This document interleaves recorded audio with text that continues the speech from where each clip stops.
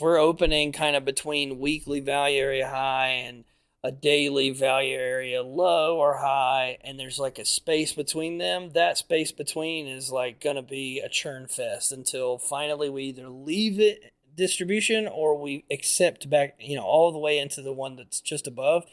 It just, everyone places their bets for like 2 hours, Disclaimer time. This is where I tell everyone to lighten up. It's just a podcast. Trading is like that roller coaster at the amusement park. Thrilling, unpredictable, and potentially stomach-churning. What works for one person might leave another clutching their hat in the wind. Our hosts and guests, they're awesome, knowledgeable, full of insights, but we're not financial advisors. So don't rush to make any investment decisions based solely on our banter. Always consult with a professional or do your own research. Plus, let's face it, we like to have fun, laugh, enjoy the trading ride together. It's all in the name of good podcasting fun. So remember, take it easy, don't bet the farm, and keep your seatbelts on at all times. Thank you for listening. All right, hello everybody. Welcome to the China Shop, home of the Band of Traders podcast. I am Kyle, your host for this evening, and joining us tonight we've got Bear Goes Long, our old friend Cleo, and Vanta Trading's Baba Yaga. Eventually we will be talking about discipline, but first we got to check in with everybody. So I was wondering, should we do the meal thing again? You guys want to talk about the best meal you had this week? Anybody that's looked at my Twitter saw my meal tonight, so my usual rare prime rib. I assume it was a prime rib, right? Yeah. Rare. Prime rib. Yeah. Yep. Bear, you got to get something new, Bear. No, that's my Friday. That's my joy. That is my end of week reward for Friday evening. Yeah. Mm-hmm. Baba, what'd you have, bud? I had some cow meat, some steaks tonight from one of my cows, which is kind of cool. So it was fantastic. Massive ribeyes and sirloins for the people who. Oh, would you get like those tomahawks? Yeah. I mean, that's not what we had tonight, but yeah. Mm-hmm. Mashed potatoes, peas, carrots, all that good stuff. So, man, this went a lot better last week when we did this. What's wrong with that meal? I don't understand. The delivery has been so lackluster. Nobody's into it. Last week, everybody was into it. Okay, I'm into something. Yeah, Let's go. Yeah. Okay, well, one thing is my dude and I have a salad wall, like a hydroponic salad wall that we grow so just go pick all stuff sorts off? of greens and herbs. Yeah, and this sounds really simple, but we had this really good salad from, like, I understand, Baba, it's cattle that it's your cow, and there's something about that, right? Ownership of like, this is our salad wall, and these vegetables are amazing, and we roasted a chicken. It was just like simple and amazing, and the herbs, and like, I'm all about simplicity, especially if it's homegrown on a wall. I think that's awesome, but I do want to point out the fact that you're eating Baba's food, just so you know. So when you eat that salad, you're taking food out of his cow's mouth. Yeah. Oh, yeah? All in California, our salad wall right. is depriving those cows. I like the idea of a salad wall. All right, let's see if we got any show news. I got nothing to really report on this week, but I do want to say a quick thank you to Niels from Delta Trader for stepping in and helping us out this morning. We had set up a live stream, but it actually ended up working out because Baba had to take off for some. You got award ceremony stuff going on this week, right? This week and into next week, it's kind of crazy, but then it chills out a little bit. So when are you back with us trading? Tuesday. Tuesday. All right, so you're out Monday too. Unfortunately. When's the holiday? Even open Memorial Day? Memorial Day is not this week; it's next week, isn't it? Oh yeah. Yeah, the week from Monday. I don't know. I'm not a calendar guy. Yeah, it's a week from this coming Monday. Baba, you say Tuesday. My mom, she's from the South. She says Tuesday. Tuesday. Yeah. Do you know people that say Tuesday? Wednesday? Oh, yeah. Yeah. They just shorten that. No need to give that rest of that word. But you say Tuesday. I do. Yeah. Do you say scrimps? Scrimps? When you're eating shrimp? No. Do you say, what's the other one I hear a lot? Never. We're just gonna go nowhere. Do you say where and why? It probably is more like where. Where. So no H, no where. These are just the things my mama says. I mean, yeah, there's definitely some. I mean, I am from the South for sure. You can obviously tell that, but I try to, I mean, I know some folks who would fit all of those like my mom. The churn. That's the one I was trying to think of. Churns. The churns. Them grand churns. Yeah. That kind of thing. Yeah. Or like the phrase, whereabouts are y'all? Instead of where are you guys? Like, how close I've are been you? saying y'all. I think y'all is amazing. I like y'all. Mhm. Yeah. Y'all's It's going. efficient. Do you have fixin' out there or fittin'? When you really Figna. fittin'? Yeah, fittin'. Like, yeah. Figna? Fixing too. I'm fixing to head your way. Figna. Fittin' too. Mhm. Fittin' too. All right. Where, All right. Thanks where for y'all that. from? Great. Good luck, editors. Right. This is Tour. going to be a fun one to Little, stitch together. little American ethnography tour. All right. Should we just jump into Yeah. today's topic then? Cleo, so we brought you back in because last week you started to talk about discipline, like right in the last like 10 minutes of an already hour and 15 long episode that we had Yeah. done. So we thought maybe we bring it back and we'll just start over fresh. So I don't know. Where do you want to take that? Like, Well, it was actually really helpful to even bring that up and to be more open about talking about it, because the truth is that since that awful trade where I lost $1,200 in a single MES contract, I think I got tweaked and I was feeling shame and not real. Like I kind of went into a bit of a self-spiraling hole or something. And I ended up finally getting back into trading after a couple weeks, but I wasn't sticking to my trading plan. I would tell myself, this is what I'm doing today. This is the strategy I'm going to do. mhm. But then in the middle of the trading session, I would do a different thing. And this happened enough that I felt like, oh my God, like I've developed I have a problem. Like what is going on? And Cleo, I feel like we went down the same path like the Yeah. last like 3 to 6 months, because that's the exact same thing I was struggling with when I had to take a step back and do my reset. It was exactly that. It had just gotten too easy to click the button, and I was finding myself doing it outside of anything that had any real semblance of a plan, right. a And it's process. so Yeah. disappointing because it feels like a regression. Like this wasn't an issue for me before. What's Right. coming up? Like what's going on? And I start feeling like, am I like a trading addict or something? Like what is happening?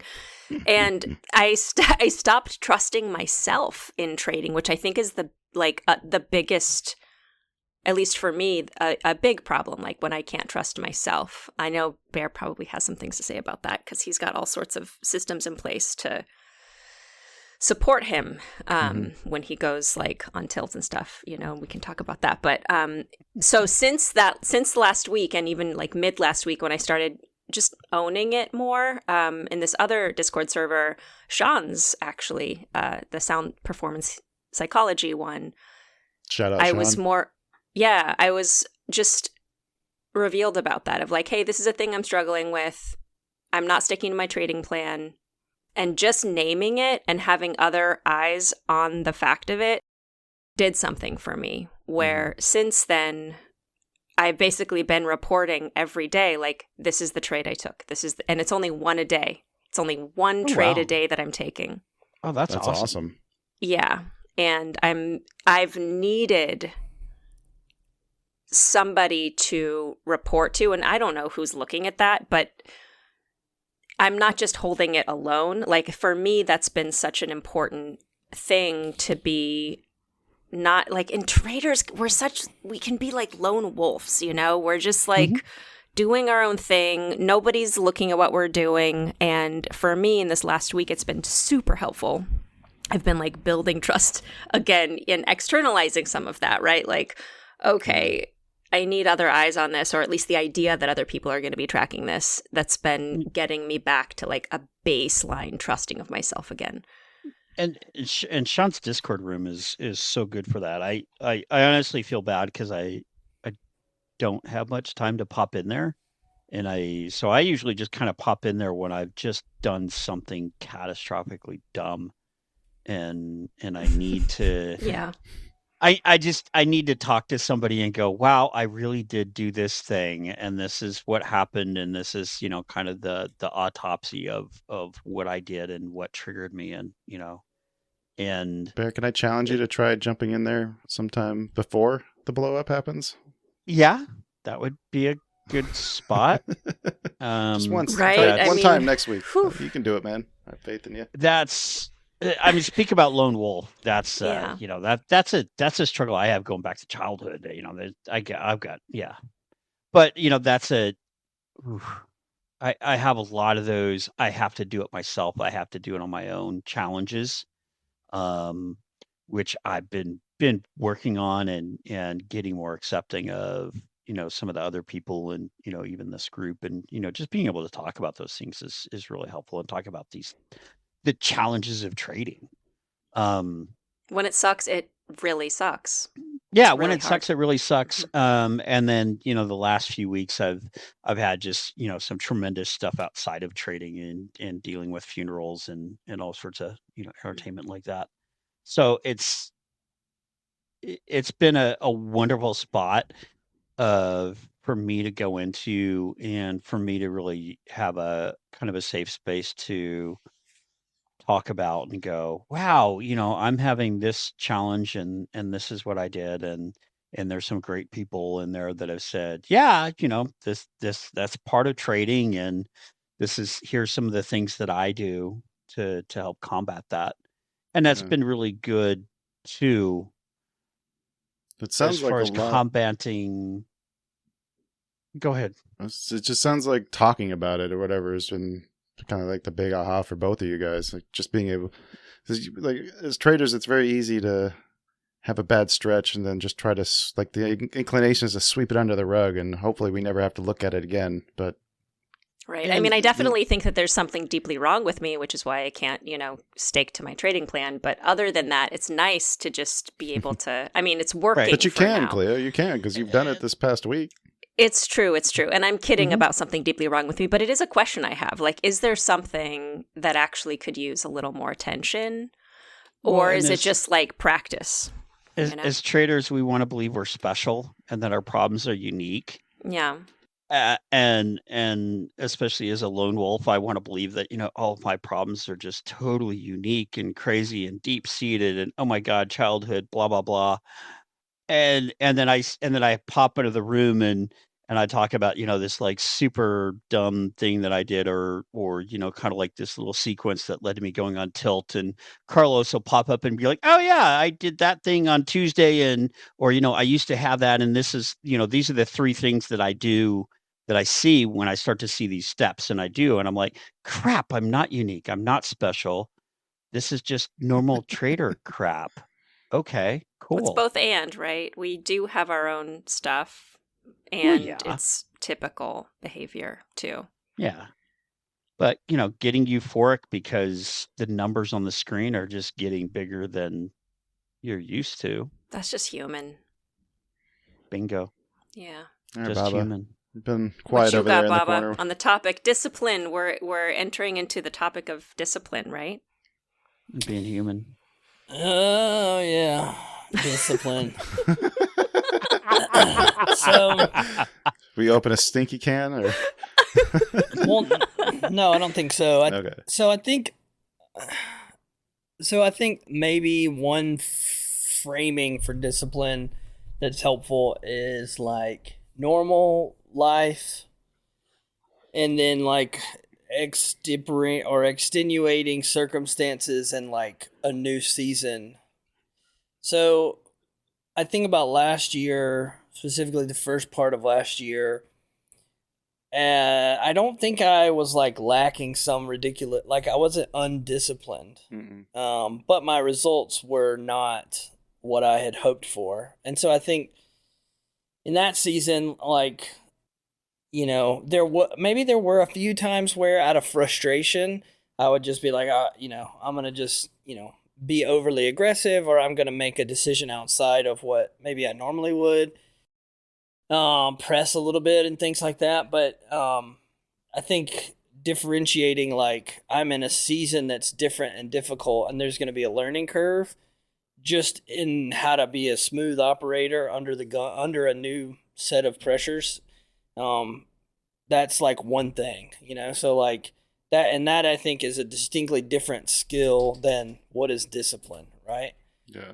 Does that distinction make sense? I think so. I think some people Mhm. are trying to do something new for the first time, like I'm trying to achieve this goal or step out or do this thing. That's like that and discipline aren't, or the lack thereof, aren't necessarily synonyms. So I think that's like one distinction to make.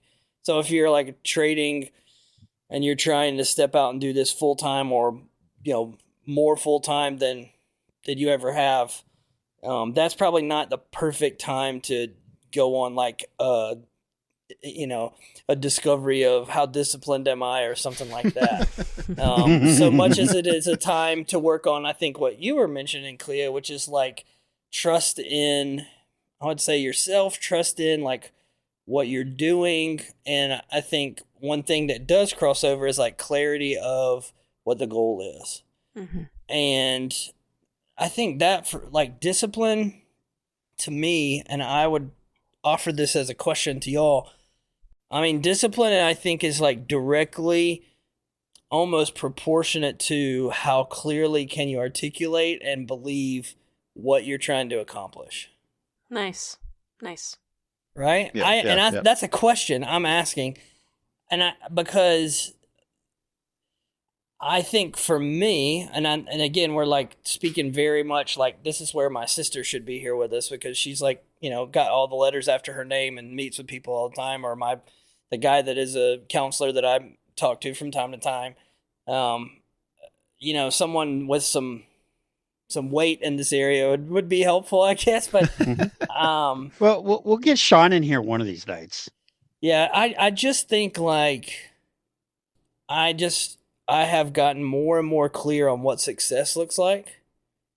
And the more clear I am on that, then it's easier to get clear on the connection between like what I do at the clicker, like when I'm taking trades, the strategy, the risk, the whatever.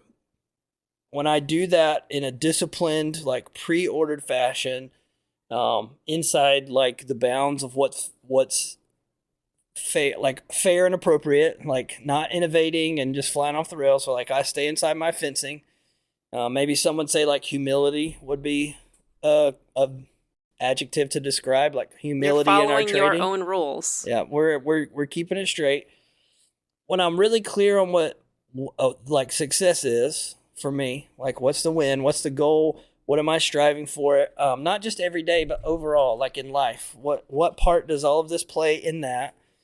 And then I have a day where I sit down, I do my thing, I finish, and whether that's $500 or $2,000 or $5,000, or I lose $500 or $1,000, if I look back at that day, or let's say a series of days, a month, and I have stayed inside my fencing, right? I've stayed inside my process, then that almost like a neural pathway between my discipline and my process and my win, or the value or goal or thing that I'm striving for, it affirms that, right?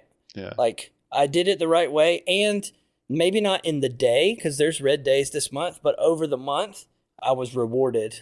I mean, I don't think we want to think of it like reward and winning. Right, just because you're red doesn't mean you're not disciplined, right? Exactly, it's inevitable. Because sometimes were you disciplined trades? Yeah, sometimes we take a trade that is all checks all the boxes, and we lose that trade, or a series of trade, or a sequence of trades. Just and it's that's like part of that is inevitably part of this journey of trading, and being disciplined to take that, to like accept that, and then go to the next day.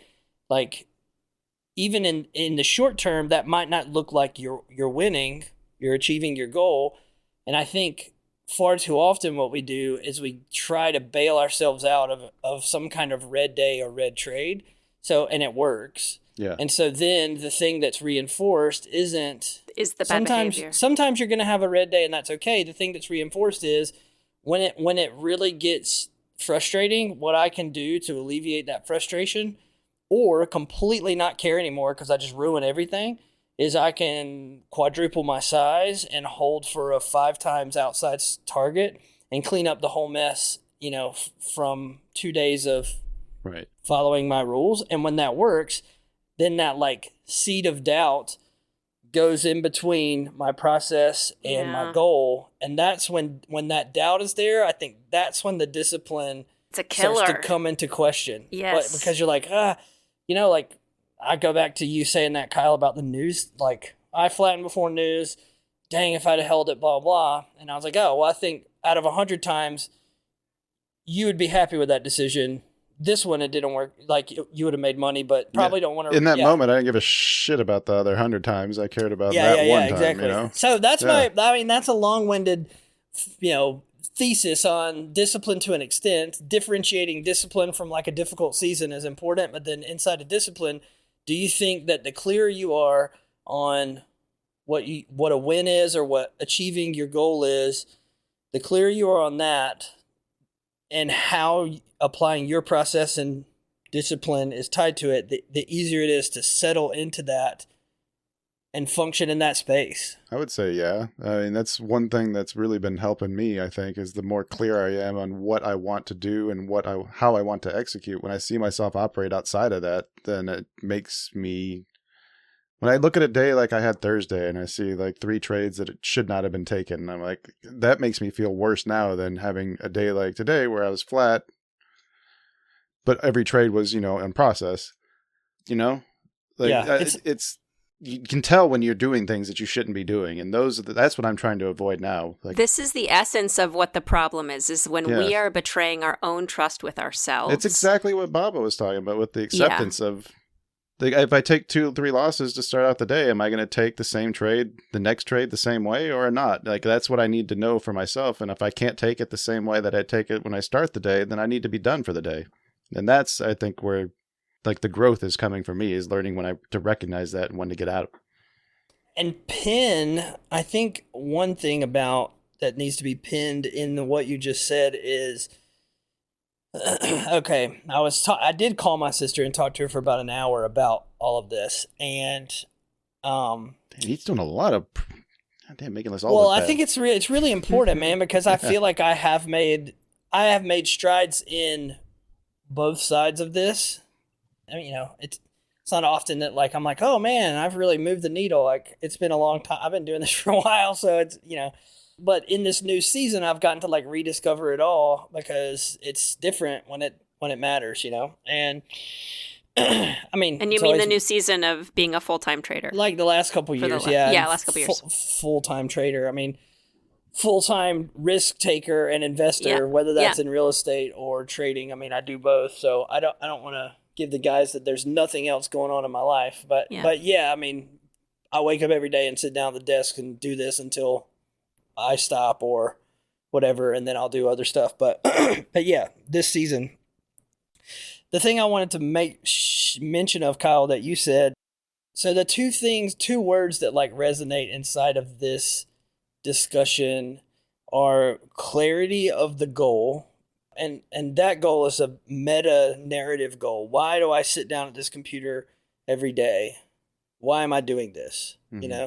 Not like, let's make money. Not that, not a base, like, but what is this venture? What's the point of this, right? Like, what is the point of this? What is the goal? Clarity around that and belief that the thing I'm doing, like the ship I've built, will row me to that island. Mm-hmm. And you mentioned like when I look at the day and I'm flat, but I took 3 in-process trades, that feels like the ship never made any progress from here to the island if you're not careful. Like you know what I'm saying? If you're not careful, that day can look like I didn't really make any progress today. Right. I didn't really whatever. How do you celebrate and recognize, hey, I took 3 perfectly in process trades? That's why I think it's so important to do your reviews. Like that's the only way you can go back and look. Like you got to go back and look at your day and say, do I feel good about these trades still? And if the answer is yes, then that's great. You celebrate that day. If the answer is no, like you know what you did. Like make note of it and try to do better. Yeah, that clarity and belief around the system and then the other thing is the decision making. Kyle, that's the other thing that I was trying to get around to. You said, so, if you take 3 or 4 trades and they're losers, here's a scenario that feels like the boat just got dynamite put in it and it got blown up. Boat metaphor for our process. You take 2 or 3 trades, they lose, then you're like, oh man, the market's such a stupid idiot today. Dump on this. And you're done. Then you look back and you see that the 5th trade of the day, if you would have taken it in process just like the others, that one banged, that would have been a full TP on all your contracts and a runner to the close, right? Mm-hmm. And then you think, oh man, then there's this like, oh, I did it right. I should have just blown it. And then you have all this internal turmoil around that.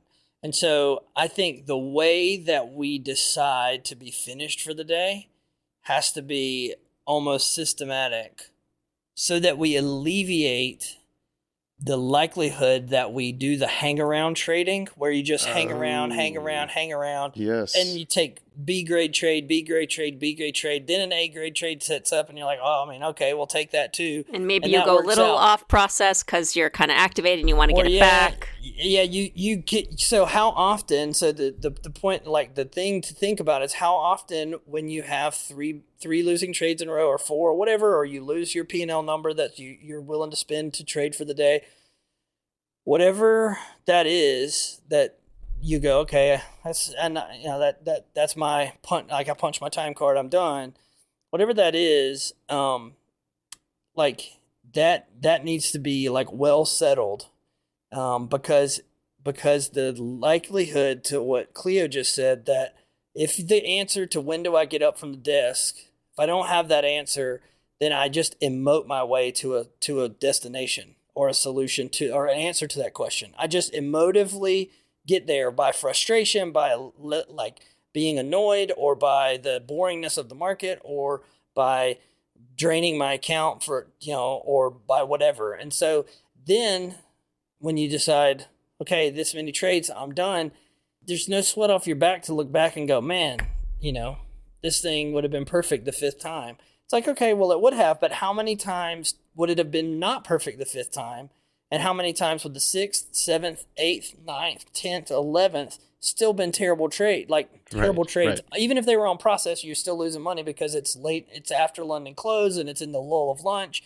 And you're getting more emotionally activated. And you're paying a cost, even if it's not financially. Mentally. The connection, the belief that what I'm doing is actually the right thing to get me where I'm trying to go starts to get like a little decayed in those days, because those days are really taxing. You end up sitting, not you, but like a person, I've had that happen to me overnight.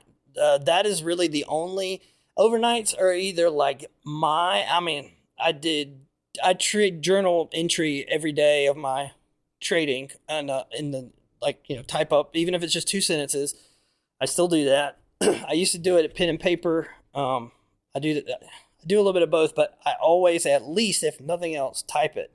And I had like 4 times in the last, not 4 times, 4 times in the last like 6 or 8 weeks where my overnight trading was like I come to the desk with a negative balance, and like, sure, I might finish the day green, but I start in a hole, and it's like, oh man, it's kind of annoying. On the flip side, I also have tons of days where I come to the desk very green from overnight trading, and so even in that though, on some of those nights where I've lost a few trades, and I'm like, okay, well, I don't want to start tomorrow red, and I'm well inside a process, and like it's just not quite working out like I want it to. So let's just sit here and wait.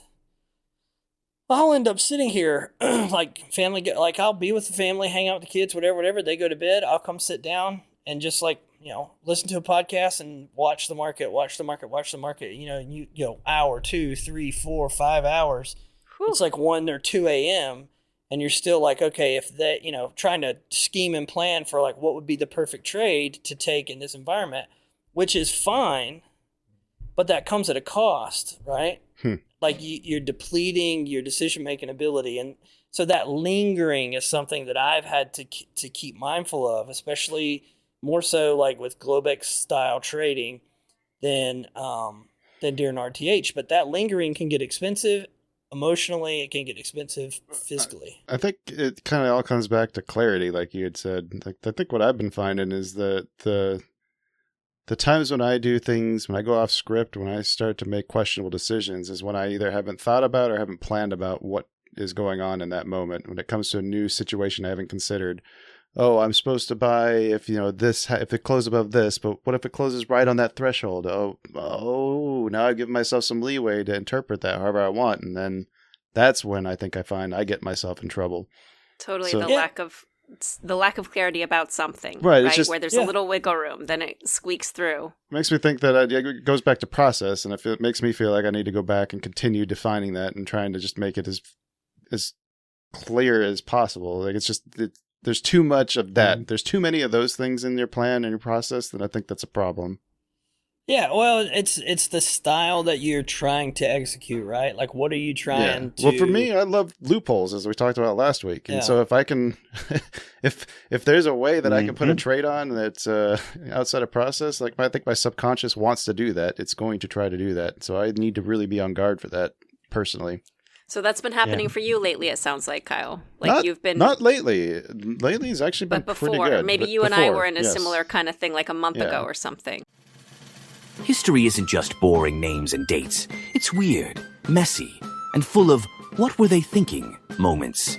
The Buck Starts Here dives into the financial fiascos, questionable deals, and outright chaos that helped build America, $1 at a time.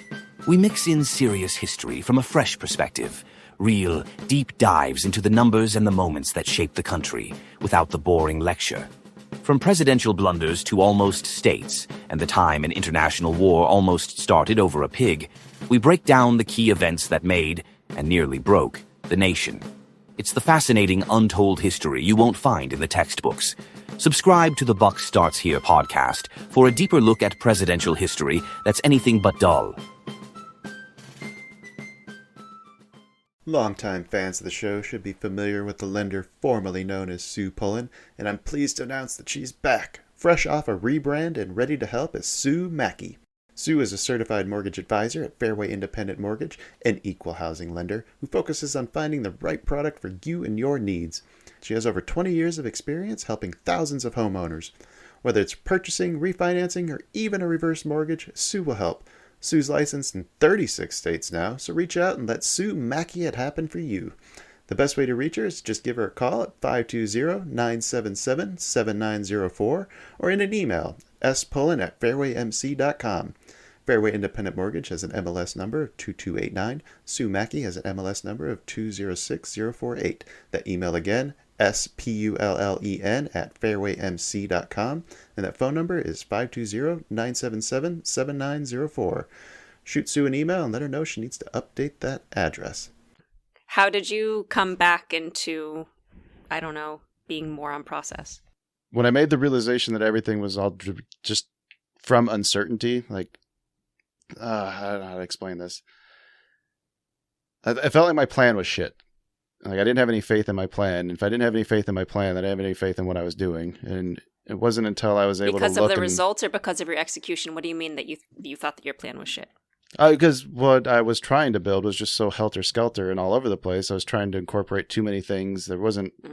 It was trying to be too wide. It was trying to catch every move, trying to catch every pattern. It was trying to not leave anything on the table ever. It was trying to be perfect. And I mean, why not just go back to basics? And I'm asking myself as much as I'm asking you of that's what I did. Pick one trade. Yeah. Pick one trade and only one trade, and only allow yourself to take that one trade. That's what I'm doing. I mean, that's what I've happened to do. It sounds like you and I were in a very similar process. Yeah, I kind of did the same thing. But to Baba's point now, too, I don't hang around past the point of, when I should be, trading well, because the process that I've built is got some very clear points to where, like, the trades play out after the first, hour max. Like, at that point, I usually have a trade I can put on for afternoon retest, but that's just to put the trade on and go off and do something else. So there's no hanging around and getting myself in trouble because there's nothing to do at that point. Like, I have nothing that I'm allowed to trade, and there's nothing that I believe in or want to trade. Like, the more work and the more testing I do and the more stats I build that shows that, hey, this thing might actually be profitable if I can stick with it over a long period of time, it makes me not want to veer from that anymore, you know? Mm-hmm. Yeah. Was and there the something process, that was there something that happened, Kyle, for you? Like, how did you shift from that sort of? I mean, because I had a similar thing, right? Like, it's Yeah. like all crazy all over the place, and then gotta I think hone it in. Like, how did it happen for you? it just kind of built up.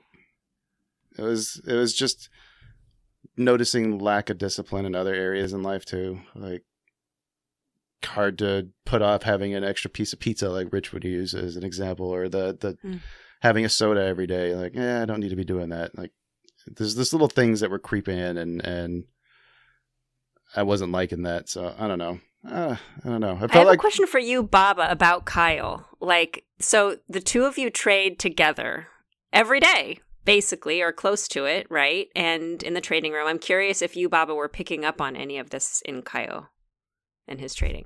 So I feel like Kyle was, and maybe it was just my interpretation of where he was, but I don't know. You could go back on the pod not that long ago, and I was just like, man, look how far you've come. Like, because I think a big thing that he faced, you, Kyle, man to the right, is like there was some fear involved in trading or taking trades, or at least like some real like sensitivity to taking a stop or losing a trade, and that had progressed to where you had become fairly active, and you were whether the idea was good or bad, the concept, you were executing some form of like, I want to retest this area and then take this trade to here, blah, blah. You had kind of somewhat of a process.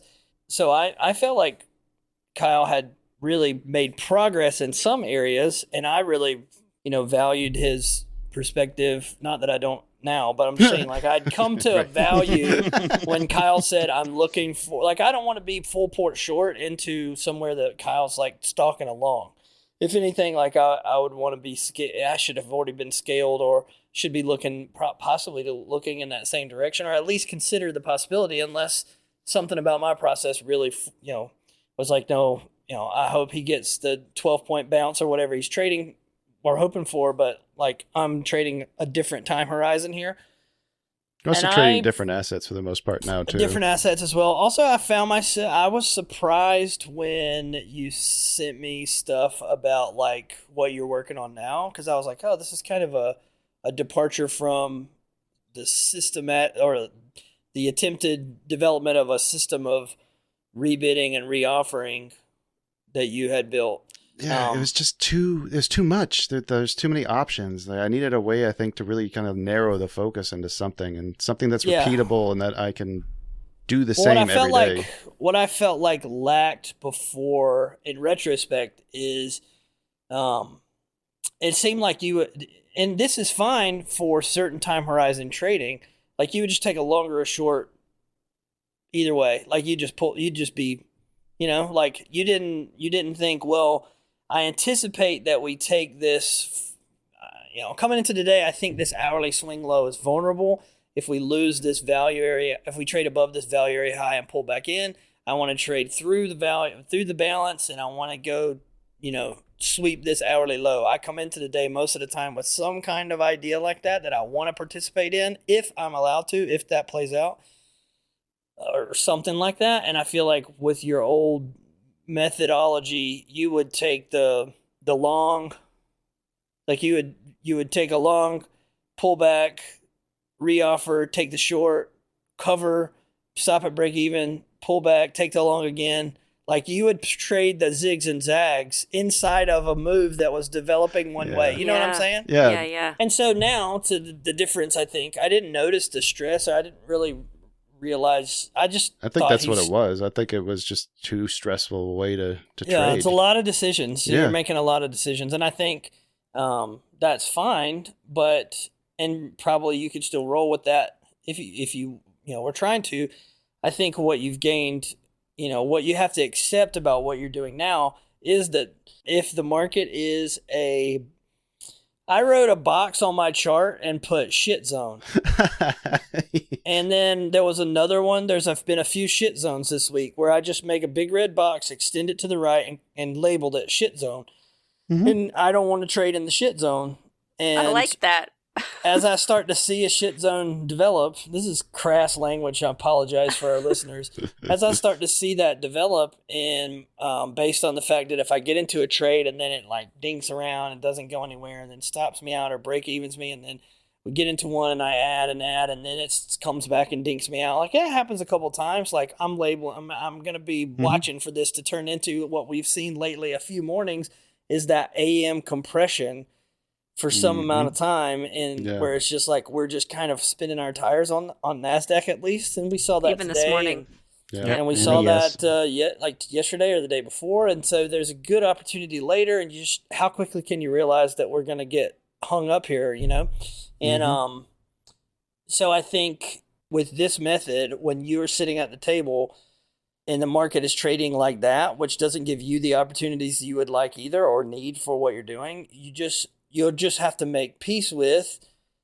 There's going to probably be a few mornings every couple of weeks that you just sit and watch, and that's just going to be part of your, like, that doesn't need to frustrate you, annoy you, because it frustrates me and annoys me at times. But we it is for my time window is a little bit wider. So if yours is narrow, you just need to be cognizant that could happen. And if anything, you could create a scenario for an afternoon, trade. What does an afternoon trade look like post a morning with an S zone? So I've got that too. I've already got the afternoon trade that I like. Just being willing to accept that some mornings are going to be like that is something I would put at the forefront. Yeah, and the term I've been learning for that is garbone, aka garbage zone. That garbage zone. And I've been seeing that a lot lately on the open, and the system I'm learning, it's like it either sets up in the first 15 minutes, a good trade sets up, or I'm coming back an hour and a half later. But see, I like that part of it though, because then I don't have to sit around and wait for nothing to happen. Yeah. Same. That's my strategy now. I set alarms, and if it hits a thing that I'm interested in. But it's helpful because I remember what I was trying to say now. It has to do with like not losing on like the big days. It's trying to avoid those blow up days when you like when you're talking about we lose the discipline and we try to just start taking trades that we shouldn't be taking. Having something that gets me to not be at the market or not staring at the charts on a day that's shaping up to be frustrating has stopped me from doing those things. And I think that's more helpful. That's a huge win. Huge win. Yeah. So yeah, Bob, I'm definitely more apt to accept a small losing day because I've seen what the day can turn into. And I know what it's more likely to turn into. It's more likely to be red than it is to be green. And I just don't want to take that trade anymore. Yeah, it's like when NASDAQ spends 3 hours inside a 100-point range. I know for me, like, I mean, I guess, I could buy the low and sell the high, but But you know what feels really shitty? When you look back on a day like that and you're like, why was I trying to take a breakout when I just watched this thing fail? Yeah, and then we had a similar activity from like 9:30 to 10:30 today, roughly. Right. Where we kind of stayed inside that 390, even smaller range, so like 450, kind of fighting some distribution overlap and things like that, which whenever, looking back at that, whenever that's like one of the little markers is like, if we're opening kind of between weekly value area high and a daily value area low or high, and there's like a space between them, that space between is like going to be a churn fest until finally we either leave it distribution or we accept back, all the way into the one that's just above. It just, everyone places their bets for like 2 hours, on the edges of it. Yeah, but So another consideration for discipline would be how familiar you are with, like, my sister called it neurotypical and neurodivergent people. So some people who may be dealing with attention deficit type issues, ADHD. hyperactivity, other types of what's the word? This autism spectrum disorder. Yeah. Psychopathy No, can also where be you're good like for trading. Yeah, probably. Yeah.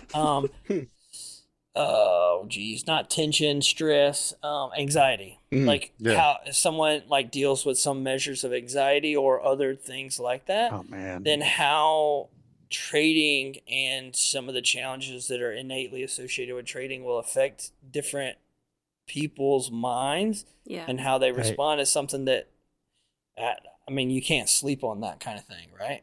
No, I think if somebody has any level of anxiety, that trading's like a 10-point trigger for it. I never thought I had anxiety until trading. You started trading. Kind of same. I mean, it illuminates the things. I'm the guy who doesn't pack for a trip until like the night of, or even sometimes like the morning, like before we're getting ready to get in the car. Like that's me.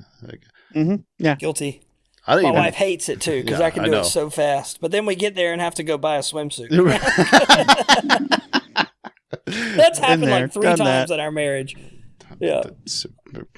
Mark that time stamp. I got to save that clip for Laura. 100%. We've gone to buy swim trunks, but fortunately now with like how popular like the PFGs and some of the other type like shorts that you can just swim in, it's like alleviated the tension of that. But back in the day, boy, I'd show up with nothing but khaki shorts. Whoops. No, these are swim trunks. Got a razor. Yeah. So that would be another consideration. The other thing is like they're allegedly, and I was reading an article. I don't know if this is like hocus pocus or whatever. I asked my sister about it. She said when someone has qualifications in an area and you ask them a question they're not familiar with, they're either going to like BS you or they're going to be like, I need to look more into that. She was like, I need to look more into that. But that there are different types of discipline. Like quantitatively, I guess you would say, or objectively, you can classify discipline. Well, like the idea, like I don't go out and commit crimes is one form of discipline, but I have a hard time saying no to a tasty RC Cola. Well, sort of. So like there are people who excel or struggle to excel with structural discipline as defined by my hand is up. Creating structures in your day or a plan that like ends your day, like that daily process. I'm going to plan out my whole day and check all these boxes, like that structural discipline. That would be sticking one to a structure, sticking to a plan. One I form want to of light discipline. that structure on fire when I think of that. Another form, which this is for trading. This is a thing to consider if this is all real and not just bunk. And even if it's not like in the DSCM or whatever that book is for like mental stuff, or what is it called? DSM. DSM, that's right. Yeah. I think that's the current name, yeah. Even if it's not in there, I think it's categorically helpful to people, and I thought it was very insightful to me. Reactive discipline. So some people, the ability to respond promptly and properly to an unexpected situation is categorized as a form of discipline. Like some people, when there's like an emergency, they go crazy, like completely undisciplined, lose it. Other people, when they're seemingly living a life that's crazy and undisciplined, and then when the moment happens, they lock in. They can handle it. They perform. Yes, totally. And then like they are completely capable, and you're like, whoa. That's like my Emma, like that's where my wheelhouse. Under stress, yeah. Yes, when the hurricane, I told you, like I think I told you guys, like when the hurricane happened and life's falling apart and we got no power and no water and no internet and you're like, it's my time. I'm like, bro, let's go. Okay. I mean, I'm like, solving problems left and right, planning everything out. I'm like making, like I told you guys, like 4:30, 5 o'clock a.m. gas station runs, like, I don't even have to like. It's just like second nature. Boom, you're ready to go. I think in trading, some people have reactive discipline, which is why they come into the market, possibly lose a string of trades, and then kind of lock in. And I think what I saw after reading about this and looking back at some of my journals, prepping for talking tonight and doing the show, like if I lose a couple trades in Globex, like I come in so like it's almost like I'm responding to a situation. Like, okay, we're sitting down, we're down, whatever, 1 hour, 2 hour. The stress is on. The matter. It matters more. Yeah, it's like you go into like a different kind of spot mentally to perform, I think that's a good thing. I think it could be a bad thing because, again, about the lingering thing, all day, losing trade, winning trade, lose. Then you're like, okay, I'm going to lock in. And then you do, Do you worry about like creating the pressure, maybe subconsciously even, like having the losses to get you into that mood? I don't really worry. No, I don't worry about it because I don't have like a habit. It's not a very common thing. I mean, a couple times in the last 6 or 8 weeks, and maybe 3 times, but and it was more just like being kind of surprised, like genuinely surprised by the activity or the lack thereof in Globex and trying to like pursue an idea. But no, I do think that's something that I have had to guard against. Yeah. Is let's create drama so that then we can fix it in our trading.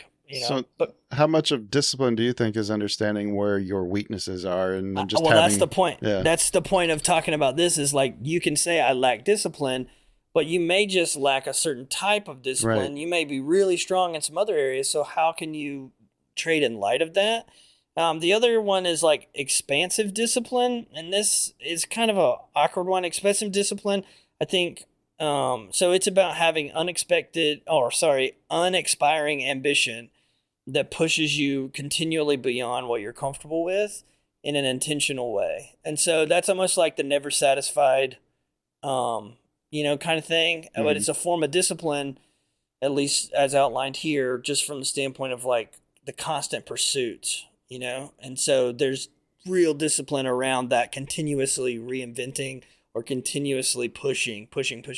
Yeah. I think a lot of traders function that way. Actually, that's really interesting. Now I'm thinking back on like the thing my mom used to love telling everybody is that she was worried that I was lazy. And when I joined the military, she was scared that I was going to be lazy in the military and she thought it never was going to work out. But I think she never understood. I don't think she understood the difference between the different types of disciplines. Like I didn't have good structural discipline, but I was like, when I have to go do something and it needs to get done, I go do it and it gets done. And I don't know that she understood that. Like when I had goals for life, like I worked hard towards those goals. I worked hard towards putting a lot of money away young so I could, take this, journey now. Like there's a lot of work that went into that I think it took her a little bit, but she sees it now. Yeah. And so what's your, maybe like your native discipline is something to consider for people. Like if you will probably, if you do some self-evaluation, everyone will see where maybe they could rank these different, like your traditional discipline, that first one, and then like the other two, you could kind of rank like, okay, this is where I normally function. I'm weak over here or whatever. And I think that's important to keep in mind as you think about pursuing and executing inside of like the, financial markets and trading. And then I would say I think you asked a question earlier, Kyle. I think it would be important to think, how would this serve me really well? And then like, what is the counter? Like what would be the downfall of leaning in too heavy to this, Yeah. So It's like both and, right? Because there's probably a shadow side to every form of. 100%. Because discipline also is often thought of as like control, right? Yes. And when we're having some sort of behavior modification and it's not actually natural to who we are, potentially, I'm just kind of spitting here, right? There's going to be some sort of constraint. There's going to be like a constraint that some part of us might actually need to object to or have something else to account for, or something like if we're in a place of control, but it's not actually all aligned, I think it gets a little dangerous. Yeah, too much control or discipline, I'm going to light something on fire. Yeah, it's right. So funny that you say or that. If controls is something that's antithetical to you, or something that causes, you get a lot of people that have bad issues with control where, they had bad things happen when people were trying to control them. So any type of control, even self-imposed controls, can cause a counter reaction. Totally. Mm-hmm. Well said. Yeah, we did like a synonyms exercise as well for discipline to see like. You and your sister did? This was quite a conversation. Yeah. Holy cow. She's the boss, dude. She join us? I asked her to come tonight. She's like, no, I'm still doing paperwork. I got to finish paperwork for the week for all my appointments. So tell her to pick a night. I'll do any night she wants.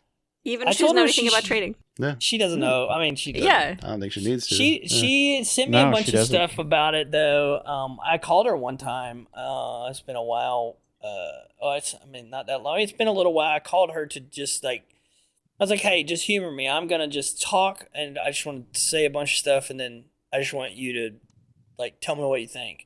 She So said I that'd just- be $500, please. Yeah, right. And so we just did that, you know. And Yeah. what was interesting is like she's like, well, I have no idea about like the nuts and bolts or like the specifics of what you're talking about. But then she was like, I'll send you some things I think would be helpful. And she sent me, this was like last fall actually. She sent me some stuff on like dopamine, which I also think would be a fantastic subject for. Yeah. Oh, It's so yeah. relatable. This It's so podcast. relatable to Oh, trading. yeah. Yeah. Uh-huh. She sent me that. She sent me one on this thing on grit, the idea of grit in American history and success, and how just to be mindful or careful to not over-identify with the challenge of something equaling like your worth or the worth of that venture. Nice. Yes.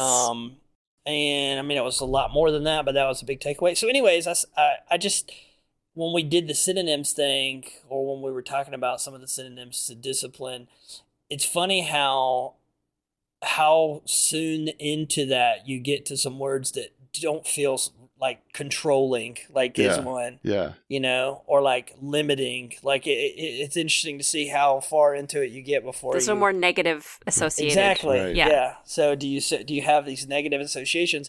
And that's why I went when I was like, well, then, you know, then don't you have to go back to like help yourself not believe the lie that having good discipline in the markets is going to rob you of something by focusing on the clarity of like the goal and how connected your system or process is to getting you there. If you think like, again, back to the ship and the island analogy, like if we're trying to get to this island and we've built this ship and we know it can do it, then if I like take a hammer out and bust a hole in it, you know, 3 times a month, just so I have to repair it, like, do I really like? Well, I thought I would add another wing on the. I would add another wing to the boat or another something. You're like, no, just freaking.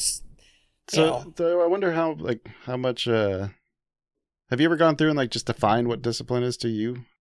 What good what does it mean to be a disciplined trader? Like we talk about this as this abstract concept, but unless you actually sit down and like write down, like, what do I think? What does it mean if I trade with discipline? What does that actually mean? What does that mean? I like that, Kyle, as a way of illuminating your discipline tendency. What does that mean? Like we don't even really. There's so many different versions of it. Even what Baba was just telling us there, that like it sounds like you really need to define what that is for yourself if you want to be able to. Well, it's like embody the it. foot. It's like I think of it like the foot prop moment. So when you finish the day and prop your feet up, you know, that's when you probably will be able to be very clear about and I don't use the word discipline that often, actually. I use the word I think more along the lines of an operator. How many days did I buy myself? That's like right. That's how Yeah, Baba thinks. right? Yeah. Yeah. How many days did I buy myself, or how many days did I pay in advance? But I want to say like I was a smooth operator. Yeah. And then like inside of so then I had to further define what is a smooth operator. And that doesn't always mean like positive P&L and all of that stuff, but over the whole, you know, that's the way I tend to think about it. Now, baked into that is discipline, executing within a plan. You know, I give myself a fair amount of freedom and flexibility. I trust myself to an extent. Yeah. So I executing my plan has more to do with like the idea of moving from where we are to where I anticipate that we will go. And my goal is to figure out how to hitch the wagon. You know, I just want to hook up with that for a little while. And I have a lot of flexibility with how I hook up to that. I don't have a lot of flexibility with how I, put together the places I think we should go, if that makes sense. Right. So one is very much, there is a checkbox like ting, ting, ting, ting.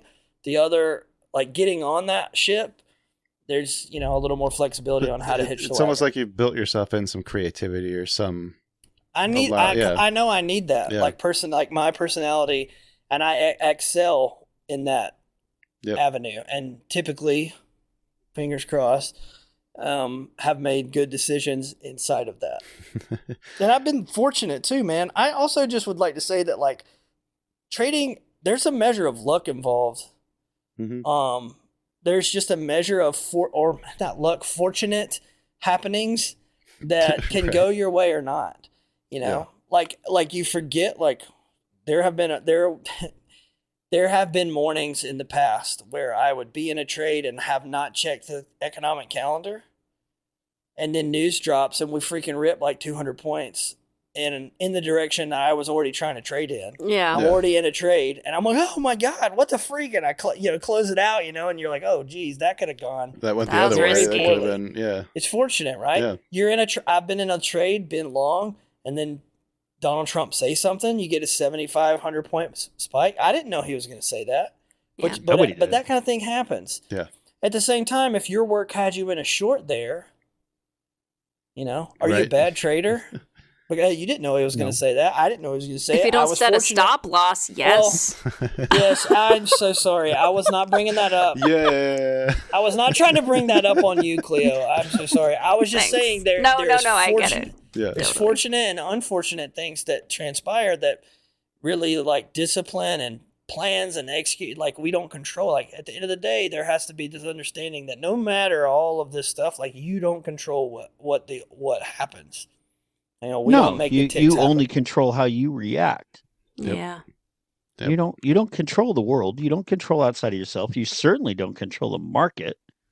You only control how you react to market movement. Do you follow your plan? Do you sit on your hands when your plan says, don't effing trade here? This is a garbage zone. Or do you go, oh, I'm better. I can do it. I only need 3 points. Clicky, clicky. They clicky, stopped me out clicky. on 3 longs. I might as well go short. Oh. Cleo, did we do your topic justice here? I think we did a great job. This was fabulous in my assessment. What do you guys think? I think that's. I love that Baba came so prepared. I know. We had so many personal experiences to share. Be writing him up to the labor board. For what? Making us all shit by us. Yeah. Is this going to affect my raise, Kyle? Right. Well, how am I paying you now? Wait, how do we get paid? What? Yeah, I'm still waiting. If I have a negative R trade that I'm consistently taking, it's this program. I'm just kidding. I get to be with you guys. What are you talking about? Oh man, there's so much positive EV in this At show. least we're having fun. That I think is the point where I'm going to end this. So thank you everybody for joining in tonight. Thank you Baba, thank you Bear, thank you Cleo for your insights. We want to thank our guest tonight. Please do so by clicking on any of the links in the show notes, or even better, by leaving us a comment. I will also still need guest suggestions too, and I'm winking audibly for anybody who's listening on the podcast. Audibly? I see it. Yeah, that's... You are winking. I don't know if it's coming through on the mic. Audibly. Be back soon with another exciting guest, but till that day, like, share, subscribe, all the things, and have a green week.